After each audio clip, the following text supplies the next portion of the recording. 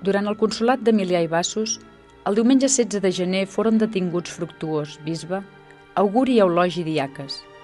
Estant retirat Fructuós a l'habitació, entraren a casa els oficials del pretori, els beneficiaris Aureli, Festuci, Hèlius, Pulenci, Donat i Màxim. Sentí passos, s'incorporà tot d'una i s'hi adreçà encara amb sandàlies. Els soldats li digueren: «Vine, que el governador et reclama amb els teus diaques». Fructuós el respongué: «Anem, permeteu-me però que em calci». Els soldats li contestaren: «Calça't si ho vols». Quan arribaren al lloc, tot seguit els empresonaren. Fructuós, però, segur i joiós de la corona del Senyor a la qual era destinat, pregava sense defallir. Els germans no el deixaven mentre el proveïen d'aliments i li suplicaven que els portés en el pensament. L'endemà batejà a la presó el germà nostre de nom Rogacià i passaren allí 6 dies abans que no els entreguessin el divendres 21 de gener.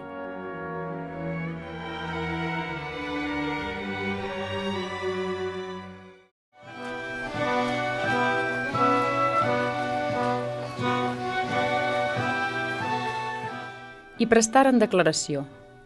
El governador Emilià digué: «Fes passar Fructuós, fes passar Auguri, fes passar Eulogi». Respongueren d'ofici. «Heu-los aquí. El governador Emilià parlà a Fructuós. Ja saps què han manat els emperadors?» Fructuós contestà: «Ignoro què han manat, car sóc cristià». El governador Emilià digué: «Manaren a adorar els déus». Fructuós afirmà: «Jo adoro l'únic Déu, creador del cel i la terra i el mar, i de totes les coses que hi ha». Emilià insistí. «No saps que hi ha déus?» Fructuós digué. «Ho ignoro. Emilià l'advertí. Prou que ho sabràs després». Fructuós es guardà el Senyor i començà a pregar en silenci. El governador Emilià exclamà: «D'aquests sí que se'n fa cas. Aquests sí que són temuts, sí que són adorats, en compte de donar culte als déus i adorar les estàtues dels emperadors». El governador Emilià es dirigí a Auguri. «No facis cas de les paraules de Fructuós». Auguri digué. «Jo adoro el Déu Totpoderós». El governador parlà a Eulogi. «Potser adores tu Fructuós?» Eulogi distingí. «No adoro pas Fructuós, però sí que adoro aquell mateix que Fructuós adora». El governador Emilià s'adreçà a Fructuós. «Ets bisbe tu?» Fructuós digué. «Ho soc». Emilià sentencià. «Ho fores». I ordenà de cremar-los vius.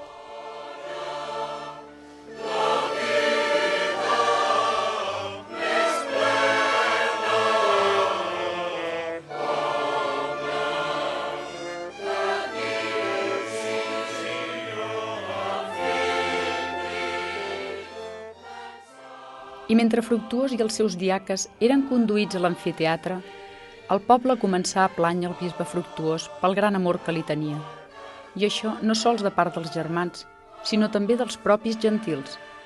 Fructuós esdevingué talment aquella imatge de bisbe descrita per l'Esperit Sant en boca del benaurat apòstol Pau, bas de l'acció, doctor de les nacions.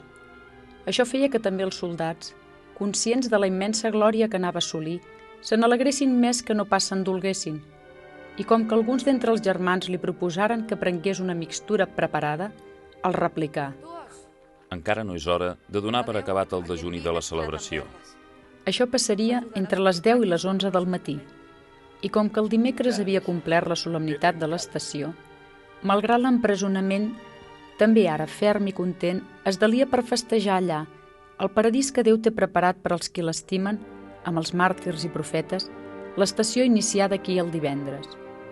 Ja a l'amfiteatre se li atensà diligent el seu lector Augustal, que plorós li pregava que deixés descalçar-lo.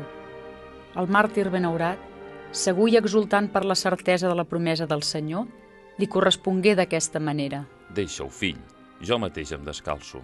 Un cop descalç, se li apropà un soldat germà nostre, anomenat Fèlix, i li va estrènyer la mà dreta tot suplicant-li que recordés d'ell. Amb veu entenedora per a tothom que l'envoltava, li respongué: «He de portar en el pensament l'Església Catòlica, de l'Orient a l'Occident». Dret estant a la porta de l'amfiteatre, a punt d'accedir a la corona immarcessible més que el patiment, en presència dels soldats beneficiaris d'ofici anteriorment esmentats, i talment que ells i els germans nostres ho poguessin sentir, Fructuós, inspirat per l'Esperit Sant que parlà per boca seva, digué: Mai més no us mancarà pastor, ni us fallarà la predilecció i la renovada promesa del Senyor, ni ara ni en un futur. Això que ara veieu no és res més que una feblesa passatgera.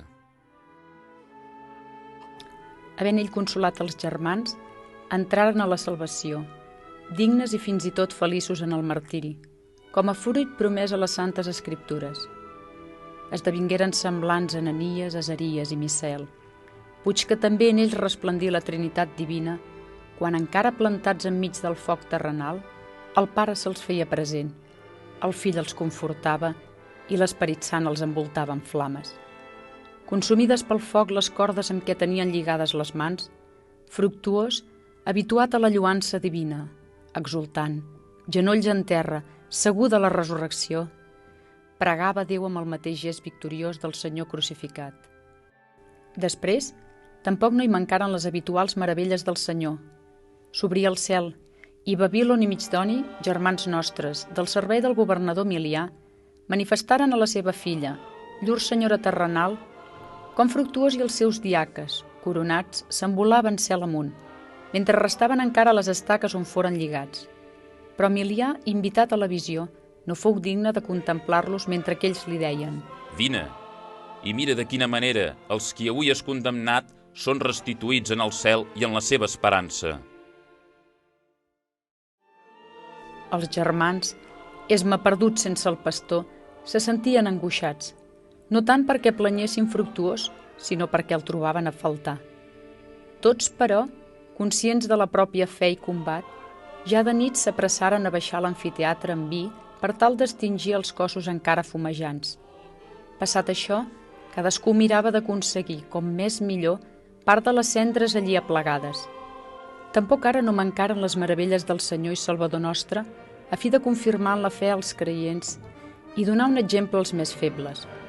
Urgia tanmateix que allò que el magisteri del màrtir Fructuós, per la misericòrdia de Déu, havia mostrat en vida com a promesa en el Senyor i Salvador nostre, també ara ho confirmés en la seva postrema passió i la fe en la resurrecció de la carn.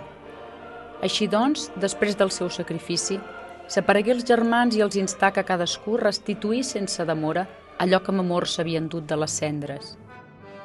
Fructuós i els seus diaques s'aparegueren a Emilià, que els havia condemnat, revestits amb les túniques de la prometença, increpant-lo i retraient-li que de res no li havia servit de despullar inútilment del cos i enterrar per sempre aquells que, en definitiva, hauria de reconèixer triomfants.